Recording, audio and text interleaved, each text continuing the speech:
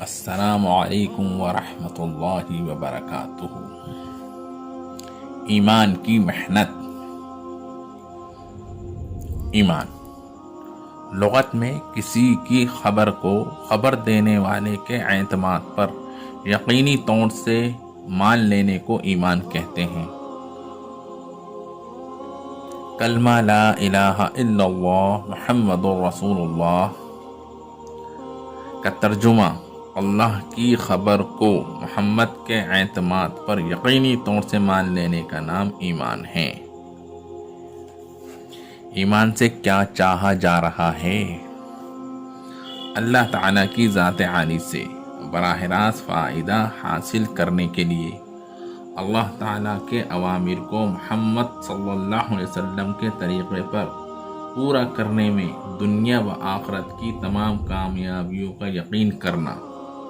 اس کلمے کا یقین حاصل کرنے کے لیے 3 محنتیں کرنی ہوں گی۔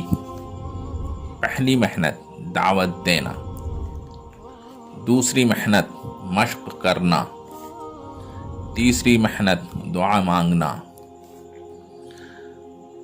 اب اس میں پہلا کام ہے کلمہ لا الہ الا اللہ محمد رسول اللہ صلی اللہ علیہ وسلم کی دعوت دینا۔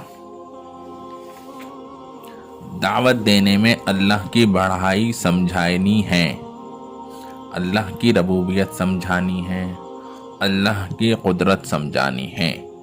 انبیاء اور صحابہ رضی اللہ تعالی عنہ کی نصرت کے واقعات سنانے ہیں کہ کس طرح اللہ رب العزت نے ظاہر کے خلاف ان کی مدد کی ہے، کس طرح غیبی نظام صحابہ رضی اللہ تعالی عنہم اجمعین کے ساتھ چلا ہے۔ میرے دوستو بزرگوں، کیونکہ ہم یہ دعوت دیتے نہیں، ہم دعوت دیتے ہیں اسباب کے اعتبار سے، حالانکہ اللہ کے کرنے کے ضابطے اسباب نہیں ہیں، اللہ کے کرنے کے ضابطے احکامات ہیں، کیونکہ اللہ کی قدرت احکام کے ساتھ ہے، اسباب کے ساتھ نہیں ہے، اور اصل کامیابی قدرت کا ساتھ ہونا ہے۔ اسباب کا ساتھ ہونا قدرت کا ساتھ ہونا نہیں کہلاتا۔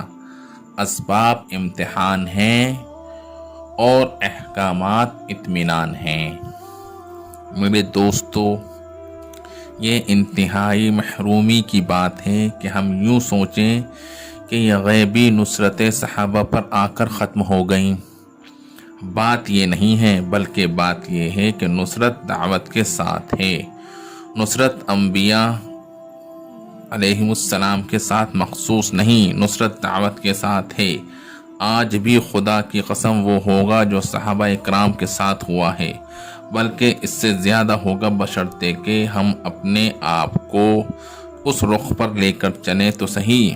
ہم نے تو دوستی کر لی ہے اسباب سے، جبکہ اسباب کا مل جانا وبال ہے اور اعمال کا مل جانا یہ انعام ہے۔ اللہ رب العزت اسباب دے کر پریشان کریں گے، دکان دے کر کمزور کریں گے۔ دوستو، اسباب اوندھا برتن ہے اور اعمال سیدھا برتن ہے، اس میں براہ راست آئے گا مگر شرکت سے پاک ہو۔ لیکن ہم کیا کر رہے ہیں؟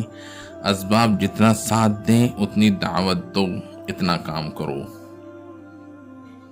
میرے دوستوں، عزیزوں، بزرگوں، اسباب کی موافقت کے ساتھ اعمال تو ہو سکتے ہیں مگر یقین نہیں بن سکتا۔ اگر حج کے خرچ کا انتظام نہیں ہے تو اس پر حج فرض نہیں، اگر مال نہیں ہے تو زکوٰۃ فرض نہیں۔ اعمال تو چلیں گے اسباب پر، لیکن یقین اسباب کے ساتھ چلے ایسا نہیں ہو سکتا، کیونکہ یقین کا اور اسباب کا کوئی جوڑ نہیں ہے۔ یہ تو ہو سکتا ہے کہ ایک آدمی یوں کہے کہ مال نہیں ہے لہٰذا ہم حج نہیں کر سکتے، کیونکہ حج عمل ہے، مال سبب ہے، لیکن یہ کہنا کہ اسباب ہوں گے تو یقین ہوگا، ایسا نہیں ہو سکتا، اس لیے کہ اسباب کا یقین کے ساتھ کوئی جوڑ نہیں۔ میرے دوستو، ہر نبی نے آ کر سب سے پہلے جو دعوت دی وہ ایمان کی دعوت دی ہے۔ ہر نبی نے اپنی قوم کو اسباب سے ایمان کی طرف اور چیزوں سے اعمال کی طرف دعوت دی ہے، یعنی کسی سبب سے، کسی نقشے سے اور کسی شکل سے کچھ نہیں بنتا۔ جو کچھ بھی ان شکلوں سے جو زمین و آسمان کے درمیان پھیلی ہوئی ہیں نکلتا ہوا ہمیں نظر آ رہا ہے، یا یہ جو شکلیں اور چیزیں بن کر نکلتی ہوئی ہمیں نظر آ رہی ہیں، یہ چیزیں ان شکلوں سے نہیں بنتی، اور نہ ہی ان شکلوں کے اندر جو خدا کا امر کام کر رہا ہے اس سے کچھ بنتا ہے، بلکہ یہ سب اللہ کی ذات سے بنا ہے، اور ساتوں آسمان کے اوپر عرش سے ملا ہوا جو غیبی خزانہ ہے، جس کا دروازہ نہ رات میں بند ہوتا ہے نہ دن میں، اس خزانے سے براہ راست ان شکلوں کے اندر سے نکلنے والی چیزیں اللہ اتار رہے ہیں۔ خود اللہ جل شانہ کہہ رہے ہیں، کھیتی میں غلہ ہم اتارتے ہیں، پانی ہم اتارتے ہیں، ساری مخلوق کی روزیاں آسمانوں سے ہم بھیجتے ہیں، جانوروں میں دودھ ہم اتارتے ہیں۔ اسی طرح شکلوں سے نہ بننے کی اور اللہ کی ذات سے بننے کی دعوت دیتے تھے۔